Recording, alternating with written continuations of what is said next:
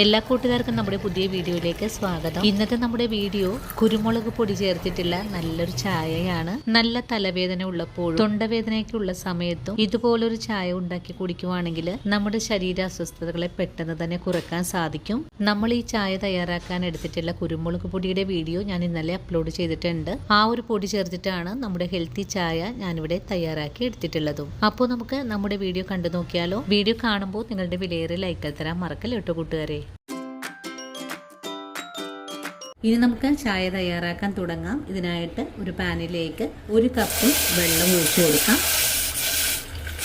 ഇനി വെള്ളം ഒന്ന് തിളച്ച് വരുമ്പോഴേക്കും നമുക്ക് 2 കപ്പ് പാല് കൂടെ ചേർക്കാം. നമുക്ക് പനിയും ചുമയൊക്കെ വരുന്ന സമയത്തും നമ്മൾ ഒരു യാത്രയൊക്കെ ചെയ്ത് ക്ഷീണിച്ച് വീട്ടിലേക്ക് വരുന്ന സമയത്തും ഈ ഒരു ചൂട് കാലത്ത് പൊടിയൊക്കെ തട്ടി നമ്മൾ വല്ലാതെ ടയേർഡായിട്ട് വരുന്ന സമയത്ത് നമുക്ക് ഇതുപോലെ ഒരു ചായ ഉണ്ടാക്കുവാണെങ്കിൽ നമുക്ക് വരുന്ന പലവിധ അസുഖങ്ങളെയും നമുക്ക് കുറച്ച് എടുക്കാൻ സാധിക്കും. അങ്ങനെ ഞാനിപ്പോ 2 കപ്പ് പാലും ഒഴിച്ചു കഴിഞ്ഞിട്ടുണ്ട്. നമ്മളിന്നൊരു 4 ഗ്ലാസ് ചായയാണ് കേട്ടോ വെക്കുന്നത്. ഒരുപാട് വെള്ളമൊന്നും ചേർത്ത് ചായ വെക്കുന്നില്ല. നിങ്ങൾക്കിപ്പോ കൂടുതൽ അളവിൽ വെള്ളം ചേർത്ത് വേണമെങ്കിലും ചായ തയ്യാറാക്കാവുന്നതാണ്.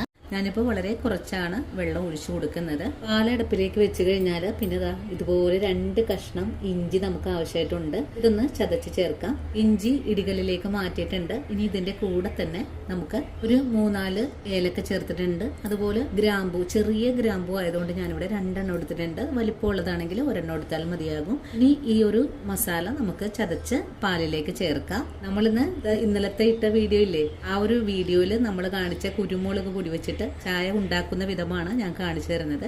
അങ്ങനെ ചതച്ച ചേരുവകൾ ഞാൻ ഈ പാലിലേക്ക് ചേർക്കുന്നുണ്ട്. നിങ്ങൾക്കിപ്പോ ഏലക്കയുടെ തോല് മാറ്റിയിട്ട് കുരു മാത്രം ചേർത്താൽ മതിയെങ്കിൽ അങ്ങനെ ആവാട്ടോ. ഇനി നമുക്ക് ഈ പാലിലേക്ക് മധുരത്തിന് ആവശ്യമായ പഞ്ചസാര ചേർക്കാം. നിങ്ങൾക്കിപ്പോ പഞ്ചസാര ചേർത്തല്ല ചായ തയ്യാറാക്കുന്നത് എങ്കിൽ പഞ്ചസാര ചേർക്കണ്ട കേട്ടോ. അപ്പൊ ഡയബറ്റിക് ഉള്ള ആൾക്കാരാണെങ്കിൽ പഞ്ചസാര ചേർക്കേണ്ട ആവശ്യമില്ല. ഞാനിവിടെ ഒരു 4 ഗ്ലാസ് ചായക്ക് 5 ടീസ്പൂൺ പഞ്ചസാര ചേർത്തിട്ടുണ്ട് കേട്ടോ. അങ്ങനെ പഞ്ചസാരയും ചേർത്ത് കഴിഞ്ഞാൽ പിന്നെ നമുക്ക് നമ്മൾ ഇന്നലെ ഒടിച്ചു വെച്ചിട്ടുള്ള കുരുമുളക് പൊടിയാണ് കേട്ടോ ചേർത്ത് കൊടുക്കുന്നത്.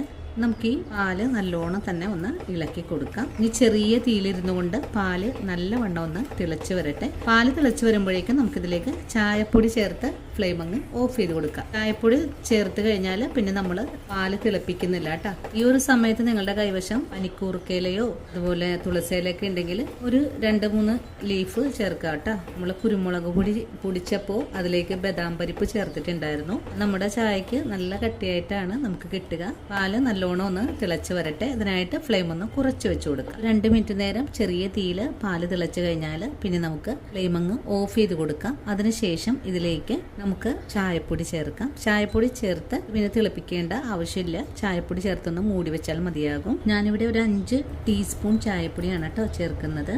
ഇനി ചായപ്പൊടി ചേർത്ത് നല്ലോണം തന്നെ ഒന്ന് ഇളക്കി യോജിപ്പിച്ചു കൊടുക്കാം. ഇനി ചായ ഞാനിവിടെ ഒന്ന് മൂടിയും കൂടി വെച്ച് കൊടുക്കുവാണ്. ഒരു 2 മിനിറ്റ് നേരം മാത്രം മൂടി വെച്ചാൽ മതിയാകും കേട്ടോ. ഇങ്ങനെ മൂടി വെച്ച് കൊടുക്കുമ്പോൾ ചായയുടെ ചൂടൊന്നും അറിപ്പോവില്ല കേട്ടോ. 2 മിനിറ്റ് കഴിഞ്ഞിട്ട് മൂടി ഒന്ന് തുറന്ന് നോക്കുവാണ്. ഇപ്പോൾ നമ്മുടെ ചായപ്പൊടിയൊക്കെ നല്ലതുപോലെ തന്നെ അടുപ്പൊക്കെ ഇളകി പാകമായി വന്നിട്ടുണ്ട്. ഇനി നമുക്ക് ഈ ചായപ്പൊടി ഒന്ന് അരിച്ചെടുക്കാം. ഇനി നമുക്ക് ഈ ചായ ഒരു അരിപ്പയിലൂടെ ഒഴിച്ച് അരിച്ച് മാറ്റാം. ചായ അരിച്ച് മാറ്റി കഴിഞ്ഞാൽ 2 ഗ്ലാസ്സിലേക്ക് നമുക്ക് ചൂടോടുകൂടി തന്നെ ഒഴിച്ചു കൊടുക്കാം.